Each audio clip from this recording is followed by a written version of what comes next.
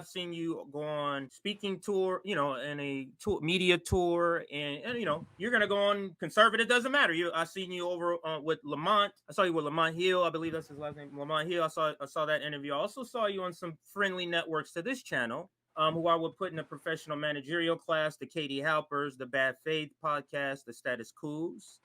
Ain't I done all those already? Lord. Yeah. So 3 of the latter, the Katie Halper, the Bad Faith podcast, and Status Quo, they straddle the fence.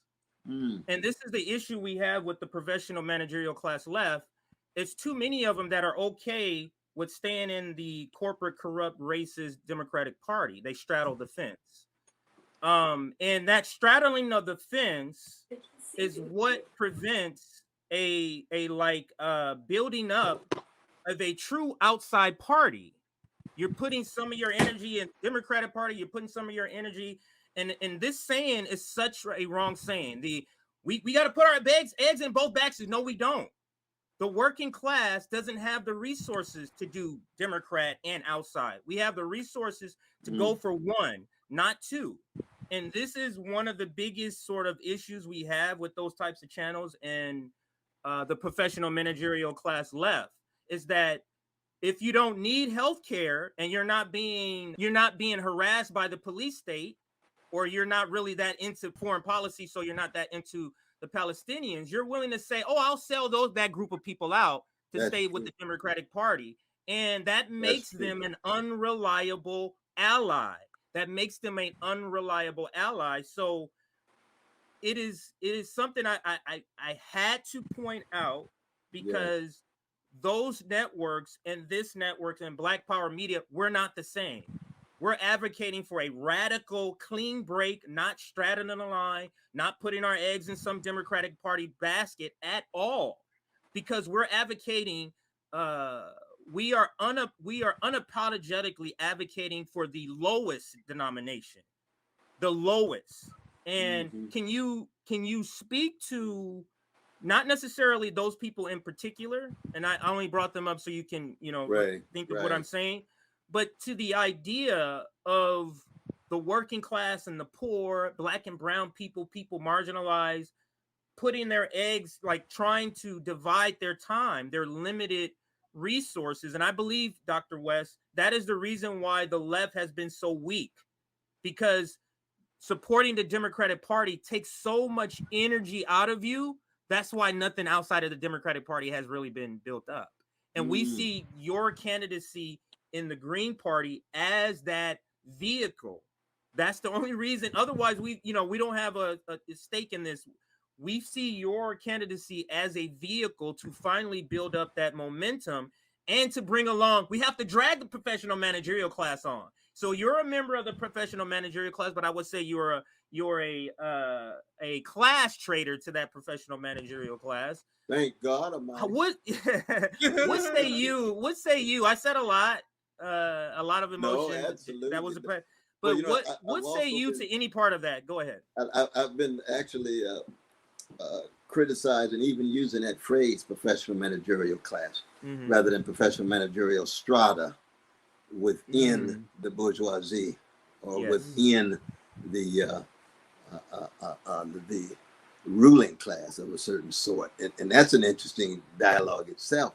But I resonate so very much with what you're saying, though, brother. I really do. I think, in fact, that the idea of having to make a break to invest energy, because we got limited resources, limited time, and limited energy. But there's another crucial factor here, which is that one of the main reasons why the left has always had a tremendous difficulty is what Lenin called the dictatorship of the bourgeoisie. Yes. Which is the thick repressive apparatus that will go at one in an unmediated way, physically in terms of violence and death, intellectually in terms of lies and smearing and so forth. And the American ruling class has been one of the most violent against its left. And especially its Black freedom fighters. You see. And so what that means then is people have to say, well, is it the case that every time you're a truth teller, you either get killed or character assassination? Is it the case that every time the left looks like it constitutes a substantive threat, that COINTELPRO from the inside and police from the outside will attempt to blow them into smithereens? Well, you see, there is a history of that. And we have to be very honest about that. That's why when I talk about I'm eager to give pardons to H. Rap Brown. I got a wonderful note from his people when I said that on a number of times on television here in Arizona. The same is true with Mumia Abu-Jamal. We know about Snowden. We know about Assange and Assata and so forth. And they were thinking like, well, good God Almighty. In this larger public arena, people are still acknowledging these victims of this vicious form of repression tied to the threat to a ruling class. That's something that's very real. I think everyday people understand that too. Everyday people understand that. You see? So they look at us and say, dang, we sure appreciate you all doing what you're doing, but if martyrdom is normative for being a Black freedom fighter, I think I'm gonna leave that for y'all. And I got to do something else because I want to live just a little bit. And we understand. We really do. We really do understand. So CJ and Nick out there, they're truth tellers at the highest level and things. But good God.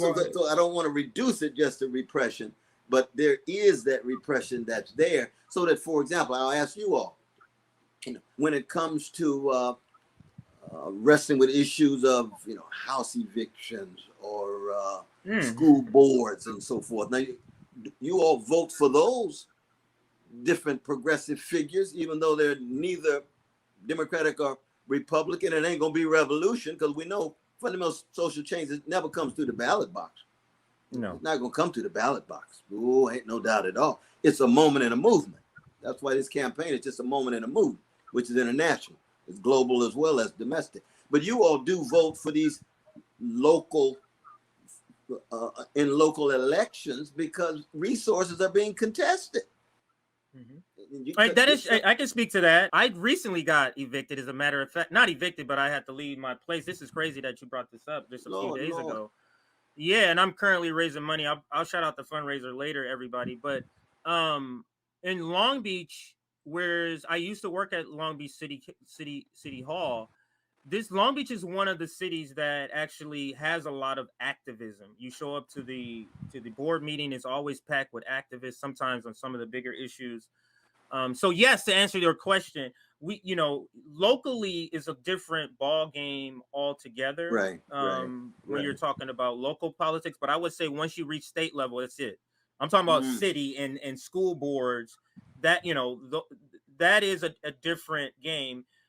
Because even here in Long Beach, they had D's next to their names, but there was one of them that was a communist. He was a communist. He just ran as a Democrat. So, once you get the details of the person, it could be slightly different, but none of that is happening on a state level or federal level. Go ahead, Nick. I hear you. Whether you call them the professional managerial class, I like your description as well, Dr. Cornel West, or you describe them as the boutique bourgeois, like I like to do the petite bourgeoisie. These are the people who may head fake towards reforms that may benefit them economically, but the working class must keep an eye on them because they can quickly change their class interests when shit get real, and they should never be allowed to dictate the will of the workers. And I think that's something that is important to discuss, and this is why it's important. And it says a lot that you won't have conversations with activists on the ground, with ordinary small independent channels like RBN, because many of the petite bourgeoisie and the PMC class that we're talking about, they blacklisted us because we are not considered, we're not civil, we're not part of proper professional managerial class discourse, which we are okay with. We actually wear that with a badge of pride because the proletariat and the revolution should never rely on the petite bourgeoisie to set their narrative, to set their goal and their agenda. Because the petite bourgeoisie, that's where you get progressives that set Palestine, because you see there's a certain class element that they won't cross. They won't cross into the element of socialism. They won't talk about seizing the means of production. There's things that they won't touch because it actually challenges their power, and we got to acknowledge that. Now we got to remember, famous revolutionaries who was class traders. When you look at Castro, when you look at a lot of people who was actually well off. Fred Hampton wasn't poor. He grew up in That's suburb Somerville. right outside Yeah, Chicago. sober. Yeah, trying I to be forget careful the about. name of it though, but I know. Yeah, so the thing is, you're not. They can share our interests, but we gotta be careful they don't lead a narrative. As long as they actually follow the will of people, that's the most important.